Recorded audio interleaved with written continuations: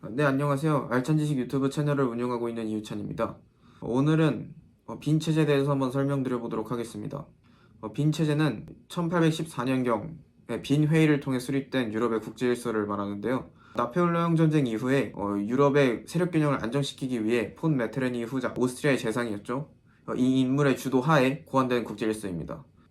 빈 체제가 오늘날에도 특별하게 기억되는 이유는 이 체제가 굉장히 대성공을 거두어서 이 체제가 시작된 이후로 40년 동안 강대국들 간의 전면전 혹은 전쟁이 없었고, 또 이 체제가 지속되는 동안 크림 전쟁 정도를 제외하면 강대국들 간의 전면전이 없었다고 할 수 있기 때문입니다.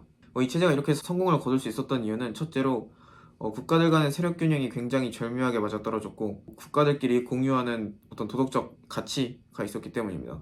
당시에 자유주의적 그리고 민족주의적인 어떤 사상의 흐름을 억누르기 위해 당시 유럽의 강대국들은 기존의 왕정 복고 그리고 보수주의적 가치 라는 아젠다를 공유하면서 서로 도덕적 인식을 공유했습니다.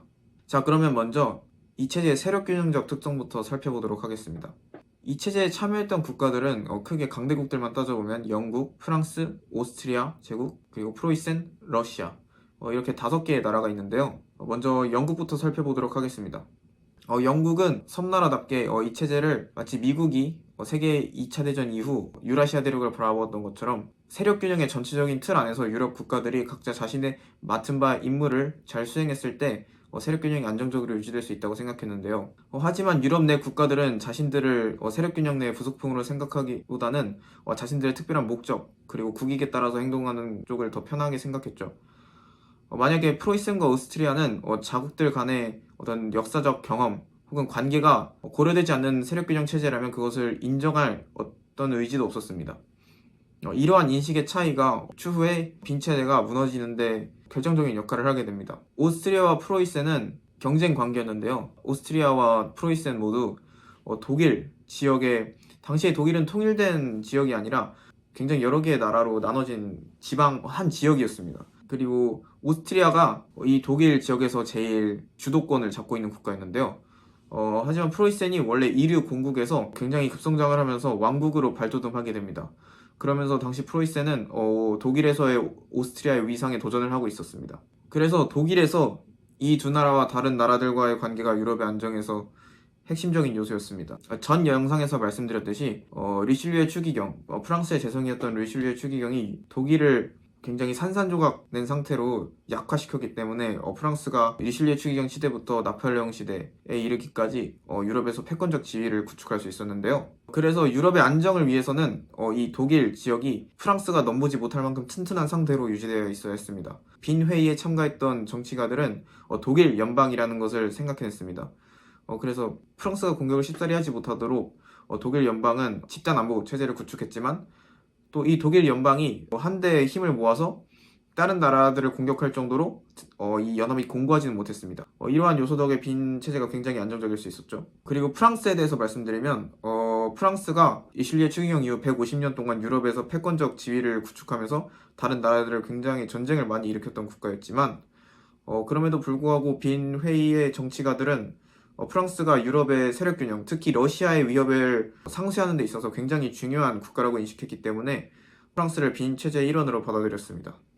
그리고 앞서도 언급했듯이 이러한 세력균형적 요소들뿐만 아니라 서로 공유하는 도덕적 가치가 또 이 빈 체제를 안정시키는 데 굉장히 중요한 역할을 했습니다. 사실 민족주의적 열망 그리고 자유주의적인 어떤 사상적 흐름은 무엇보다도 오스트리아의 가장 큰 위협이었습니다. 오스트리아는 국내 체제가 굉장히 당시 사회에 맞지 않는 굉장히 경직되고 딱딱한 국내 체제였는데요. 일단 오스트리아는 굉장히 다민족 국가들로 구성되어 있었기 때문에 만약에 각 나라의 각 민족들이 독립을 요구한다면 제국의 해체는 불을 보듯 뻔했습니다.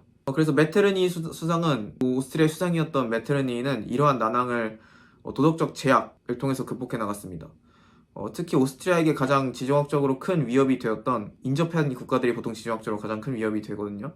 그래서 프로이센과 러시아의 어떤 지정학적 야망, 특히 오스트리아를 위협할 수 있던 그런 민족주의적 열망을 이용해서 오스트리아를 위협할 수 있었던 그런 수단들을 이런 도덕적 가치를 이용해서 봉쇄시킵니다. 만약 프로이센이 오스트리아의 그 독일에서의 우위에 도전하고 싶었다면 독일 민족주의 열망을 활용해서 오스트리아를 약화시킬 수 있었고요. 그리고 러시아 역시 오스트리아를 약화시키고 싶었다면 오스만 제국의 해체를 오스트리아에게 불리하게 활용할 수 있었습니다.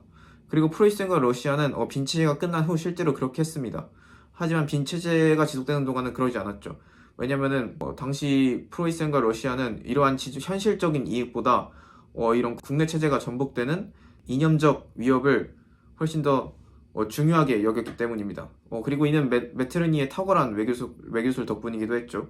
메테르니가 이렇게 굉장히 교묘하고 절묘하고 또 우아하게 이 체제를 수립한 덕분에 빈 체제는 꽤나 오랜 시간 동안 유지가 됐습니다.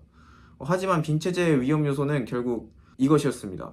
앞서 말씀드렸듯이 영국은 어떤 실질적인 위협이 있을 때, 예를 들어서 프랑스가 유럽을 통일하려고 할 때, 이럴 때는 행동에 나섭니다. 하지만 잠재적인 위협, 예를 들어 프랑스가 지금 국력이 강해졌으니 앞으로 전쟁을 일으킬지도 모른다. 그러니 영국과 어떤 나라가 동맹을 맺어야 한다. 프랑스를 견제하기 위해서. 이런 식의 논리는 영국 정치인들에게 씨알도 안 먹히는 논리입니다. 그래서 나폴레옹 전쟁이 끝난 이후에 메테르니는 러시아를 견제하기 위해서 영국이 반드시 필요했지만 영국은 어떤 동맹이나 혹은 정기적인 회의에 영국이 필수로 참석하는 것을 굉장히 불편하게 여겼습니다. 그래서 영국은 갈수록 유럽에서 발을 뺐고 그러면서 결국 메테르니는 점점 더 프랑스를 견제하기 위해서 러시아에 의존하게 되었는데요. 결국에 메테르니가 1848년에 실각을 하고 나서 메테르니의 후계자들이 이 문제를 제대로 처리하지 못하면서 결국 이 빈체제는 와해되게 됩니다. 이상 빈체제에 대한 설명은 여기까지였고요. 오늘 영상 재미있으셨다면 댓글 혹은 구독을 통해서 남겨주시고요. 저는 다음 영상으로 찾아뵙도록 하겠습니다. 감사합니다.